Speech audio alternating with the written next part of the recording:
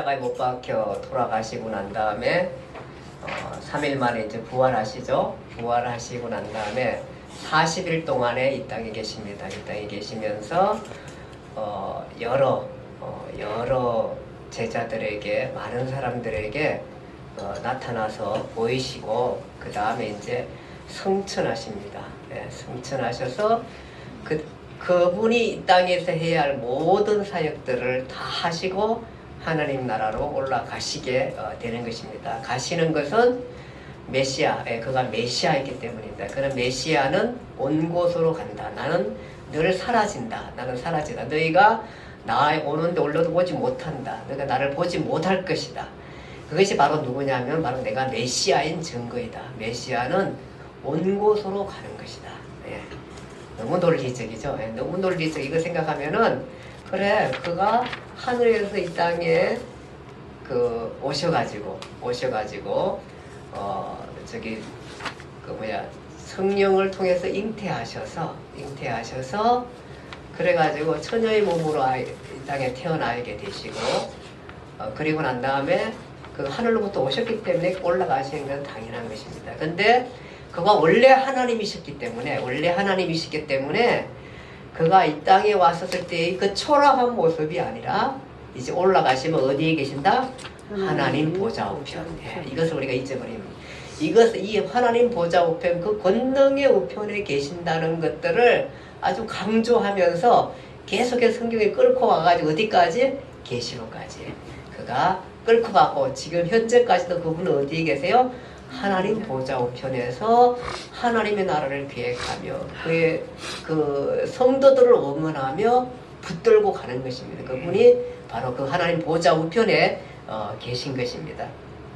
그리고 우리 지난주에 계속해서 보면은, 그리고 난 다음에 이제 그가 약속한 대로 성령님이 오시게 됩니다. 성령님이 오시면서 예루살렘 교회가 시작되죠. 그 성령을 받기 전에 베드로가 그 열두 사도 기억하시죠? 12명 중에 한 사람이 빠지죠? 누가 빠지죠? 가룟 유다. 가룟 유다가 예수님을 배반하고 빠지고 난 다음에 그 자리를 메꾸게 됩니다. 이것은 뭐냐 하면은 베드로가 예루살렘 교회 수장이 돼가지고 이것은 성경을 잘 살펴보니까 이것은 마땅하고 계획된 것이었고 그것을 보충하는 것이 마땅하다. 그래가지고 누굴 뽑죠? 마띠아라는 사람을 뽑아가지고 12명을 완벽하게 채우게 됩니다. 그리고 난 다음에 진짜 성령님이 기다린 대로 누가가 얘기한 대로 성령을 기다린 대로 성령님이 오시게 됩니다. 오시면서 놀라운 일들이 나죠. 그 중에 특징적인 한 가지가 바로 뭐냐 하면은 방언이라는 것입니다. 이제 우리가 요즘 말하는 그런 방언이 아니라 정말로 내가 말을 하는데 각자의 사람의 말들로 들리게 되는 것입니다. 가끔씩. 이것이 그때 어떤 사람들이 제가 세계의 모든 사람들이었다. 당시 주변에 세계라고 할 만한 나라의 사람들이 그곳에 와서 그 얘기를 듣게 됩니다. 이것도 논리기적이죠. 이 언어가 언제 흩어지죠? 아벨탑. 하나님을 배반했을 때에 하나님께서 그들을 흩으시면서 그 하나님을 배반한 무리들이 큰 높은 성을 쌓을 때 성을 못 쌓게 흩어져가지고 만 백성 흩어지게 되고 언어가 나눠지게 되는, 그리고 난 다음에 다시 이때에 바로 예수의 완성 단계, 예수의 죽으심과 부활, 이 복음, 또 그를 통해서 우리가 구원을 얻는다는 새 백성을 모으는 그 자리에 바로 언어가 통일되는 놀라운 일들을 행하게 되는 것입니다. 이것은 바로 그런 예시인 것입니다. 이것은 사실은 천국에서는 아마 그렇게 다 통하게 될 것입니다. 언어가요. 그것을 일시적으로 보여주는 사건인 것입니다. 이때에 베드로가 이제 설교하죠. 이것은 왜 이것이 우리가 세술에 취한 게 아니고 바로 하나님의 성령을 입었기 때문이고 너희가 회개하고 주 예수 그리스도를 믿으면 너희들도 구원한다. 얼마든지 모든 사람들도 다 이렇게 부른다. 그 얘기를, 메시지를 전하게 되는 부분입니다. 그리고 난 다음에 이것이 이제 예루살렘 교회가 됩니다. 베드로를 수장으로 해가지고 당시 예루살렘 교회가 되는데 성경에 보니까 3,000명씩 막 회개했다 그러고 나중에는 5,000명이 모였다 그러고 막 이렇게 됩니다. 엄청난 예루살렘 교회가 부흥하게 되고 이럴 때쯤에 이들을 늘 살펴보는, 늘 질시하며 응시하며 미워하는 그룹들이 있습니다. 그 사람들이 바로 누구냐 하면은 종교 지도자들, 대제사장, 서기관, 바리새인들입니다. 사실은 이들이야말로 정말로 그리스도를 알아서 하나님을 잘 섬기하는 그 사람들임에도 불구하고 자기들이 가지고 있는 권력과 그 부패함, 이 엄청난 권력들을 가지고 있는 그 카테고리, 그 카르텔이라고 그러죠. 그들이 갖고 있는 그것을 카르텔을 부서뜨리지 않기 위해서 그리스도를 버리게 되죠. 그리스도를 버리게 되고 자기들은 든든한 그 반석에 설러가지고 예수 그리스도를 몰아낸 것처럼 그렇게 이 사람들이 다시 예수님을 핍박했던 것처럼 예루살렘 교회를 핍박하기 시작하는 것입니다. 그때 예루살렘 교회가 막 엄청 부흥할 때에 구제 문제 때문에 7 집사를 뽑게 되죠. 왜냐하면은 유대파들은 잘 공급도 잘 되고 그 어려운 사람들도 잘 도움을 받고 교회가 잘 써가는데 헬라파 사람들이 문제가 생겨요. 헬라파 그 가부들이 계속 그 부재하는 일에 빠지게 되자 7 제자를 뽑게 되는 거지. 그 제자들이 바로 우리가 아는 사람 누구죠? 대표적인 2 사람 우리가 알 수 있죠? 누구죠? 한 사람 스테반. 예, 스테반 아시죠? 그 다음에 누구죠? 빌립 집사님. 예, 빌립 집사. 2 사람은 우리가 알게 되는 거예요. 스테반 집사하고 빌립 집사. 그 외에 그 보면 쭉 나오고 있습니다. 7명이 나오고 있습니다. 그 명단을 말씀을 드렸고요.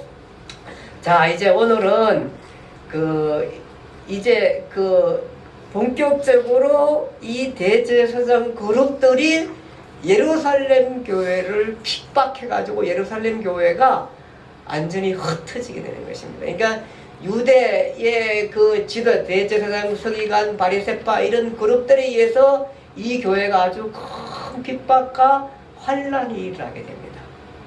근데 묘하죠? 이 핍박과 환란 때문에 교회는 더 성장하고 이 교회는 세계적으로 퍼져나가야 되는 것을 우리가 오늘 보게 되는 것입니다. 그것이 첫 번째 사건이 바로 뭐냐 하면은 서대반 집사님의 순교 사건입니다. 예, 서대반 집사님의 순교 사건이 바로 이 교회가 본격적으로 퍼져가는 놀라운 역사의 과정을 보게 됩니다. 우리가 아다시피 그 스테반이 거기 보면 헬라파 회당이라고 그랬는데 그게 뭐냐 하면은 리버디노 회당입니다. 리버디노 회당은 헬라파, 그러니까 예루살렘에 있는 헬라파 중심의 바로 회당인 것입니다. 교회가 아닙니다. 회당입니다. 이렇다면은 여기는 기독교인들이 아니고 누가 모이는데요? 유대인들이 모이는 거예요. 그러니까 유대인들이 유대파 회당들을 세우는데, 회당을 세우면 이제 우리 여기 지금 교회처럼 그게 제사를 지내지는 않고 말씀을 자유롭게 토론하고 강론하고 하는 곳이에요. 보통 50명에서 200명, 300명 되는 이런 회당들이, 저는 이번에 가가지고 한번 보여드렸는데 한 100여 명 들어가는 회당 한번 봤었는데, 영상 저기서. 그런 회당인데 이게 리버디노라는 건 원래 이게 그 자유인이라는 회당인데 무슨 얘기냐면 이 사람들이 노예였어요. 노예였다가 아마 이 로마에 이들의 조상이나 이들이 로마에 잡혀갔다가 노예가 됐다가 풀려나가지고는 이들이 갖고 있는 희망이라고는 뭐냐 하면은 예루살렘이다. 예루살렘의 회복만이 이들이 갖고 있는 소망인 것입니다. 그래서 예루살렘 회복을 기다리면서 회당에서 하나님의 말씀을 전하는 그런 곳이 바로 리버디노 회당입니다. 리버디노 회당에서 거기서 이제 이 서대반이 아마 서대반도 여기 출신 같아요. 리버디노 회당 출신 같아요. 성경에 그런 얘기는 안 나오지만 아마 가능성이 굉장히 많습니다. 그 리버디노 회당에서 논쟁이 벌어집니다. 바로 뭐냐면은 이 서대반 집사는 다 봤거든요. 자기가 여러 가지 그 유대교의 여러 가지 몸담 교회에서 봤고 그 모든 사실들을 다 성경을 통해서 알게 됐거든요. 그러면서 그가 여기서 이제 논쟁이 벌어집니다. 그 유대인들하고 논쟁이, 그러니까 헬라파 유대인이죠. 헬라파 유대인들하고 논쟁이 벌어지면서 하니까 이 사람이 성령이 충만한 거예요. 그리고 성경을 논리적으로 너무나 잘 끼고 있는 거예요. 그러니까 이게 논쟁을 토론을 하니까 토론이 상대가 안 되는 거예요. 늘 이 많은 사람이 들러붙어도 말이 안 되는 거예요. 이 사람들이. 그러니까 뭐 너무너무 정연하게 논리적으로 토론을 잘하다 보니까 밀리니까 이 사람들이 그냥 화가 나니까. 우리나라는 또 이렇게 토론이 잘 안 되잖아요. 뭐 국회의원 토론하다 보면 뭐 맨날 싸우고 이러잖아요. 그러니까 뭔가 이렇게 논리를 정연하게 가지고 이겨야 되는데 그게 아니고 뭘 안 되면 그냥 힘으로 하려 힘으로 큰 소리를 하려고 그러고 뭐 이러잖아요. 그러기 전에 이 사람들이 그렇게 얘기하는. 그러다가 결국은 뭐 이렇게 이제 모함을 합니다. 모함을 해가지고 모함을 해서 아주 나쁜 사람을 세워가지고 모함을 해가지고 이 사람이 저기 우리의 그 모세 율법도 음하고 모세를 어겼다 뭐 모세기를 어겼다 뭐 이러면서 고발을 하는 게 어디다 보냐 하면은 산헤드린 공회 저 국회에다가 자기들이 갖고 있는 산헤드린 국회 유대 국회에다가 고발을 하게 됩니다. 그러니까 유대 국회에 고발하니까 이제 국회에 이 사람이 끌려갈 수밖에 가가지고 근데 서대반 보세요. 거기에서 설교합니다. 이 서대반의 설교가 대단한 게 바로 이 모세로부터 시작해가지고 계속해서 뭐 저기 왕들에 대한 얘기하고 선지자까지 다 얘기하면서 우리가 이런 사람이었다 이렇게 왔는데 우리 조상이 그런 사람이었는데 사실은 우리 조상들이 이런 의인들 선지자들을 세우고 정말로 너희가 하나님 앞에 돌아오라고 했지만 우리 조상들이 목이 곧은 백성이라 하나님 앞에 돌아오지 않았고 하나님을 범죄했고 의인들을 쳐 죽이는 역사가 우리들의 역사였다. 아 이거는 사실은 누가 얘기한 거 하냐면은 누가 얘기했어요? 예수님 얘기했어요. 예. 포도원 비유를 통해서 예수님 얘기하잖아요. 왜 그 예수님께서 내가 어떤 농부가 포도를 잘 만들어 놓고 타국에 가가지고 이제 결실할 때가 돼가지고 종을 보내니까 그 사람들이 저기 와가지고 포도 소출 얼마 주세요 이랬는데 안 주고 어떻게 해요? 심히 때리고 쫓아버리잖아요. 그 다음에 두 번째 또 더 많은 종을 보냈는데 또 죽이고 쫓아버려요. 그러면서 이 농부가 뭐라 그러냐 하면은 이제 내가 종을 보니까 이제 쫓아버렸는데 내가 아들을 보내면 이들이 잘 나를 공경하리라. 그리고 포도 소출을 줄이라 이랬는데 아들이 가니까 뭐라 그래요? 저거는 상속자니 쳐서 죽이면 이 포도원 밭이 다 누구 거라? 우리 것이 될 거라 이러면서 그 아들까지 죽이는 이게 누구예요? 바로 유대 역사를 예수님께서 비유를 통해서 아주 그렇게 얘기하니까 알아듣잖아요. 이 사람들이 비유를 통해서. 지금 그 얘기를 누가 또 하냐면 서대반이 얘기하는 거예요. 우리 조상들이 그랬다. 늘 목이 고다가지고 의인들해가지고 다른 신들 섬기지 말고 하나님 앞에 돌아와서 의롭고 정말 경건하고 정말 어려운 사람들을 많이 돕고 이러면서 우리가 살아라고 그렇게 했는데 너희들이 다 착취해가지고 전부 다 자기들이 갖고 자기들의 그 카테고리에 있는 사람들 그 카르텔 사람들만 먹고 잘 살고 다른 사람들은 정말 헐벗고 굶주리고 있는 이 사회가 잘못된 것에 대해서 선지자들이 얘기했을 때마다 너희들은 선지자를 쳐 죽이는 역사였다. 우리 역사가 그랬었다. 그리고 마지막 의인을 불렀는데 아들까지 본데 아들까지 우리가 쳐 죽이는 역사였다고 얘기를 하게 되는 것입니다. 그러니까 막 이 사람들이 그 얘기를 듣자마자 자기들 얘기거든요. 너희들은 늘 그렇게 했으면서 자기들 얘기거든요. 그러니까 어떻게 해서 서대반을 성 밖으로 끌고 나가가지고 돌로 쳐 죽이는 역사가 오늘 그 서대반의 선교 역사입니다. 서대반이 대단하죠. 집사입니다. 집사. 교회 집사인데도 정말로 이렇게 대단하며 열정을 가지고 복음을 전했던 사람이 서대반입니다. 그걸 쳐 죽이는 과정에서 내가 보니까 바로 어디에 있냐면은 그 하늘이 열렸는데 하늘 보좌 우편에 누가 계신 거예요? 예수님께서 계신 거예요. 보좌 우편에 서신 예수님을 보게 됩니다. 그러니까 성경은 줄곧 지금부터는 바로 뭐냐 하면은 주님은 어디에 계신다? 하나님 보좌 우편 권능의 자리에 계신다는 것들을 잊지 않게끔 계속해서 그 얘기를 하시게 되는 것입니다. 그러면서 그가 죽으면서 저들의 죄를 저들에게 돌리지 마시옵소서. 우리 어쨌든 간에 헬라파 유대인이잖아요. 우리 민족에게 이 죄악들이 돌아가지 않으면 좋겠습니다.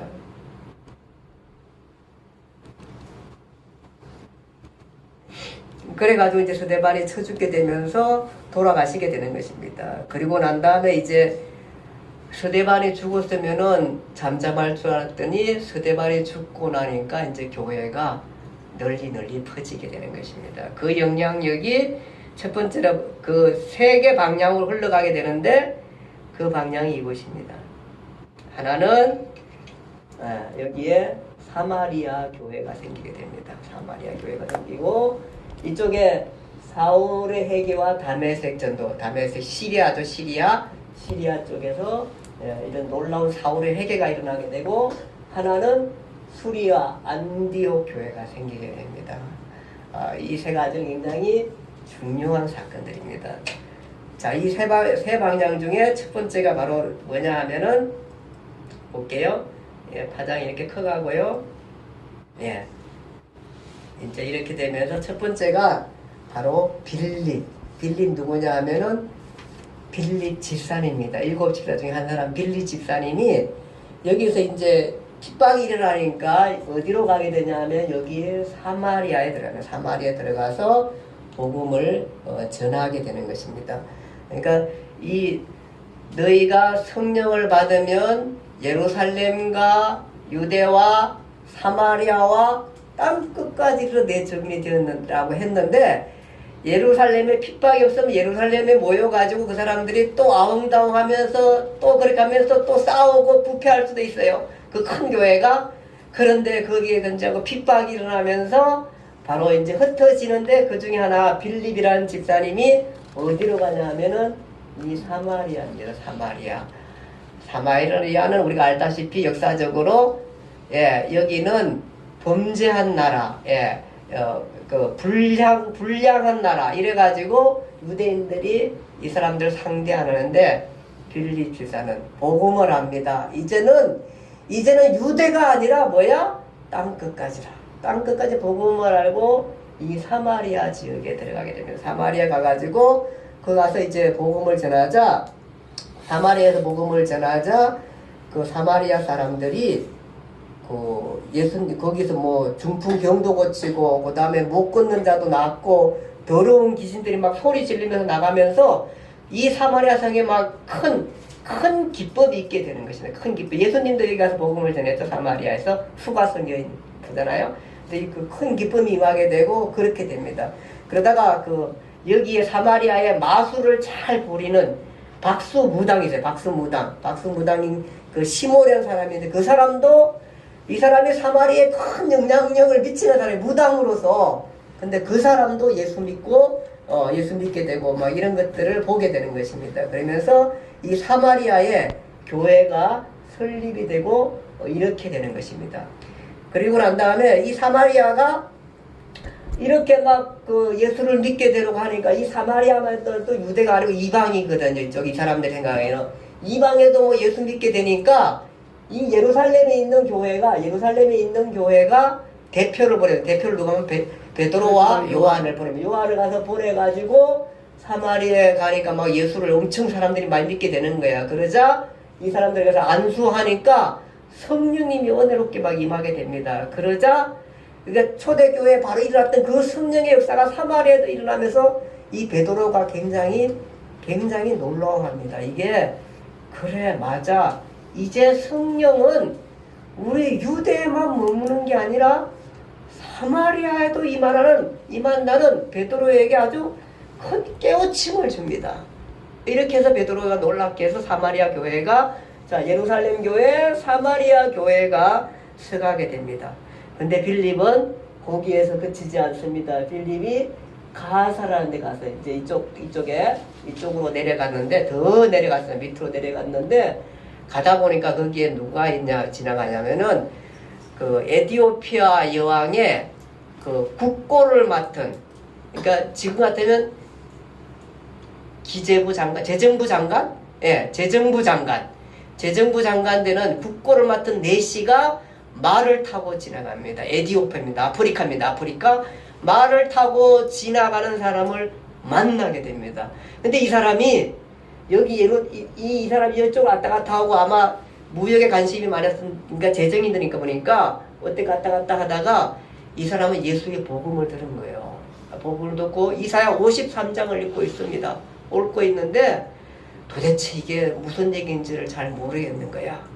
그러니까 빌립이 가다가 그 사람을 만나서 그게 무슨 말인지 아느냐, 그 성경을 아냐니까 누가 가르치는 사람인데 어떻게 내가 알겠느냐. 그러니까 빌립이 그것을 풀어주면서 바로 그 얘기는 오늘날 예수 그리스도의 죽음에 대해서 얘기하는 거다. 그가 죽었다가 부활하시고 바로 그를 통해서 우리가 생명을 얻고 구원을 받는다. 그 얘기를 알려주게 되니까 이 사람이 네시가 우리가 더 지체할 게 뭐있냐 그래서 세례를 받게 되는 놀라운 역사가 일어나면서 이렇게 빌립이 그래서 빌립이 한 것 하나는 첫 번째는 바로 뭐예요? 첫 번째는 사마리아 교회를 세우는 거고 두 번째는 에디오피아 여왕 네시 간다게 국고를 맡은 네시 그 사람에게 복음을 전해서 아프리카에 복음이 들어가게 하는 놀라운 역사 일들을 행하게 되는 것입니다. 그것이 이제 빌립이고 그 다음에 이제 베드로와 요한 아까 전에 말씀했듯이 사마리아에 왔다가 베드로가 사마리아에 왔다가 이제 안수하고 난 다음에 베드로 어디로 가냐면은 루따라는 지역에 갑니다. 루따라는 지역에 가니까 거기에 중풍병자 걸렸는데 애니아라는 사람이 중풍병자 걸렸습니다. 그거를 고쳐주고 난 다음에 이 애니아를 통해서 병을 고쳐주고 난 다음에 애니아를 통해서 여기에 루따라는 지역이 굉장히 복음화되게 됩니다. 그 다음에 또 어디로 가냐면 롯바로 갑니다. 롯바로 가게 되고 롯바에서는 우리가 잘 아는 다비다라는 여자, 다비다라는 여자를 살리게 됩니다. 근데 이 사람이 어떤 여자였나 하면은 정말로 지역사회에 아주 훌륭한 여자입니다. 아마 자기도 그렇게 넉넉하지 않지만 주변에 있는 사람, 왜 그런 사람 있잖아요. 굉장히 열심히 지역사회를 돕는 사람. 굉장히 지역사회를 도와가면서 막 같이 함께하고 어려움을 같이 나누고 찾아뵙고 살펴주고 막 이런 사람이에요. 그렇게 살펴주면서 있었는데 이 다비다가 죽은 거예요. 죽으니까 거기에 함께했던 사람들이 너무너무 슬퍼하는 거예요. 정말로 아까운 사람이 죽은 거예요. 너무 아까운 사람이. 너무 좋은 사람이 죽은 거예요. 지역사회에 너무 좋은 사람이 죽은 거예요. 그래가지고 죽은 그 사람을 다락방에 누워놨는데 그러면서 이제 베드로에게 와서 우리 저기 죽었다고 얘기를 하니까 베드로 올라가니까 거기에 가부들이 쭉 앉아있는데 이 다비다가 만들어준 이것이 바로 무슨 옷이냐면 이게 다비다가 다 만들어준 옷이에요. 우리가 정말 힘들고 헐벗고 굶주렸는데 우리에게 이런 옷들을 줬던 정말 고마웠던 사람이라고 막 하면서 울고 있을 때에 베드로가 이 다비다를 살려주게 됩니다. 그러면서 여기에 또 요바에 많은 사람들이 또 예수를 믿게 되는 것입니다. 자, 여기도 빌립도 사마리아, 가사, 그 다음에 아소도까지 가가지고 나중에 가이사라까지, 여기 가이사라까지 빌립도 가게 됩니다. 그 다음에 베드로와 요한도 보면은 사마리아에 갔다가 루따, 요빠 갔다가 가이사라에 가게 됩니다. 가이사라. 요 가이사라에 가는 거는 어떻게 가냐 하면 이렇게 갑니다. 요빠에서 다비다를 살리고 난 다음에 이제 롯바에서 조금 며칠 더 묵으면서 거기서 복음을 전하고 있는데 하루는 거기 보니까 그 9시 기도 시간에 오후 3시입니다. 9시면 6시간 더 하면 됩니다. 오후 3시에 정한 기도 시간에 베드로가 기도하는데 죄송합니다.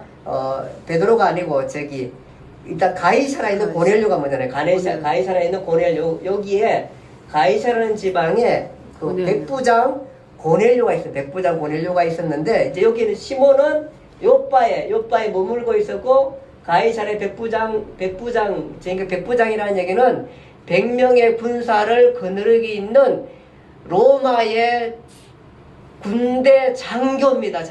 장교가 거기서 이 사람이 신실하고 하나님을 경외하며 백성을 많이 구제하고 하나님께 항상 기도하는 백부장이었어요. 백부장이었는데 그가 제9시 시간에 기도하는데 뭐라 그러냐면 내 기도와 구제가 하나님 앞에 상달되었다. 욥바에 있는 베드로를 청하라. 베드로는 어디에 있냐면 이 욥바의 무두장이 뭐냐 하면은 가죽일 하시는 옷이에요. 가죽 옷을 만들고 가죽 이거 동물 털을 벗겨내 가지고 그것도 털을 다 제거하고 가죽을 만드는 사람이에요. 그 집에 여기 욥바의 거기에 베드로가 머물고 있으니까 네가 그 사람을 청하라 그렇게 얘기했어요. 그리고 난 다음에 그 응답을 받고 자기의 종 2사람을 보내가지고 어디로 보내냐면은 요 가이사라에서 욥바로 보낸 상태입니다. 보낸 상태. 그렇게 가고 있었는데 베드로 그 다음날 베드로가 12시에 6시입니다. 12시입니다. 베드로가 12시에 베드로 똑같이 이제 그 다음날 기도하러 지붕에 올라갔는데 올라가다 보니까 시장하고 막 이래가지고 사람들이 먹고 하자 하고 준비하고 이러는데 갑자기 베드로가 황홀경에 빠지게 됩니다. 그러면서 큰 보자기가 하늘이 열리면 큰 보자기가 하늘로부터 내려오는데 거기에 4발 가진 짐승들, 기능고, 곤충, 공중의 새 뭐 이런 것들이 내려오면서 베드로한테 베드로야 배고프지? 배고프세요? 잡아먹어라 이런 거예요. 그러니까 베드로가 보니까 하나도 먹을 게 아니라 이거는 못 먹는 거야. 못 먹는 거. 왜 그 레위기서 11장인가요? 그 금지한 거 있죠. 먹지 말라 한 거 이런 거 성경 읽었잖아요. 그렇죠? 거기 어떤 것들이었어요? 거기 보면 동물들은 낙타, 사반은 바위너구리라는 거, 그 유대 사회에 사는 그 지금 현재 예루살렘에 있는 바위너구리, 또 그 다음에 토끼를 왜 먹지 말라? 새김질 하는데 굽이 없어서 먹지 말라.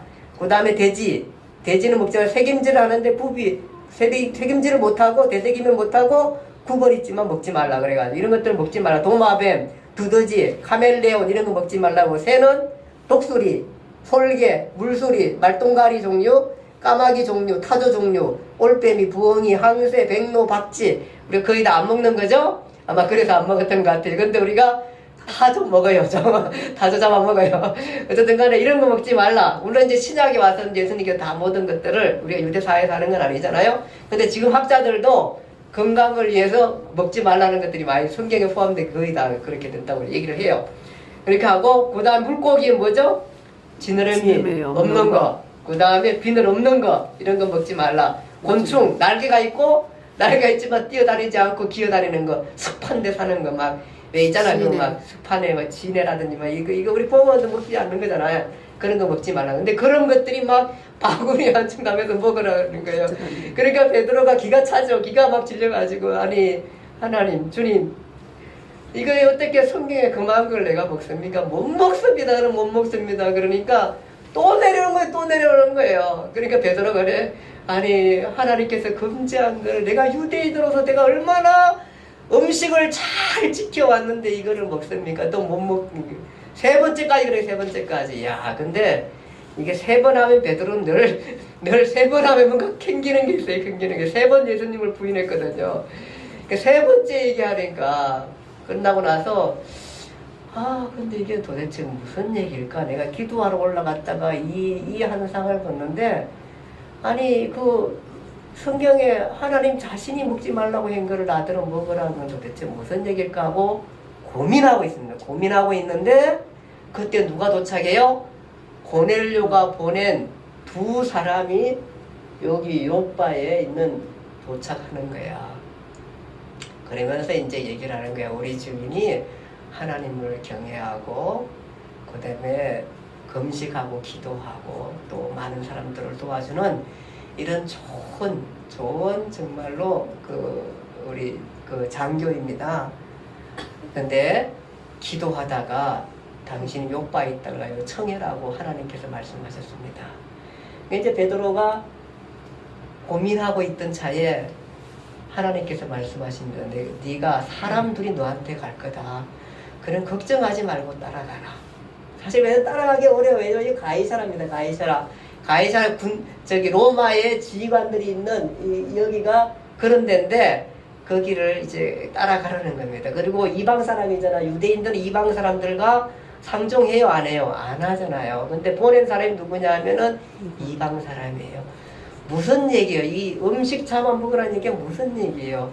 아, 너희가 더럽다고 얘기했던, 너희 금지했던 그 음식점, 더럽다고 했던 유대인들, 저 이방인들, 헬라인, 이런 이방인들, 이 사람들을 금지한 음식처럼 내가 금지했는데 그것을 다 부서뜨리고 그 사람을 만나라는 거예요. 이것이 뭐냐 하면은 바로 베드로에게는 아주 쇼킹한 거였지만 결정적인 거예요. 이게 결정적인 뭐냐 하면은 이제 복음은 유대 사회 것이 아니라 어디 것이다? 세계의 것이다라는 그 유대의 그 사회에 찌들어 있는 이 사람에게 그 생각을 바꿔주기 위해서 복음은 이제 더 이상 유대 사회가 아니라 바로 예수 그리스도가 얘기했던 아브라함의 우리 민족에 약속했던 바로 유대 사회를 지나서 이제 복음은 어디를 향하고 있다? 열방을 향하고 있다는 것들을 나타내기 위해서 그 얘기를 해줍니다. 그래서 못 먹는 것을 먹어라. 못 먹는 음식을 먹으라 한 게 뭐냐 하면은 네 생각을 이제 던져버리고 이제 복음은 열방을 하고 있다. 이제 이방 사회에도 복음이 전달될 것을 얘기해 준 것입니다. 그래서 베드로가 어떻게 하냐면 따라갑니다. 따라가가지고 이제 그 가서 보니까 거기 따라가니까 거기에 누가 있어요? 고넬료. 고넬료가 무릎을 꿇고 그를 맞이하게 되는 것입니다. 그럼 베드로가 얘기하죠. 나는 원래 우리는 유대인으로서 이방 사람들과 상종하지 않지만 그러나 하나님께서 이곳에 가라고 했다. 그리고 그러면서 거기 있는 사람들에게 복음을 전하게 됩니다. 그 사람들이 다 그 가족들, 친척들, 또 주변의 사람들이 다 예수를 믿게 되는 것입니다. 거기에서 베드로가 예수 그리스도의 죽음과 부활을 전하고 그를 믿음으로 제사를 받고 모든 사람이 성령을 선물로 받게 되는 놀라운 일들이 나게 되고 그러자 베드로가 그렇다고 그런 성령이 내리는 것을 보면서 또 물로 세례를 베풀게 되는 것입니다. 그래서 이 사람들이 세례를 받게 돼서 베드로도 사마리아 갔다가 루타 갔다가 요빠에서 백부장이 왔다가 백부장이 종들을 보내가 청해 가가지고 이 가이사라까지 가게 되는 것입니다. 그 다음에 이 바울입니다. 이제 바울은 여기 아까 좀 전에 우리 서대반이 죽을 때에 사람들이 서대반을 쳐 죽고 난 다음에 옷을 벗겨가지고 어디다 두냐 하면은 이 사울 앞에 갖다 놓으니라 했습니다.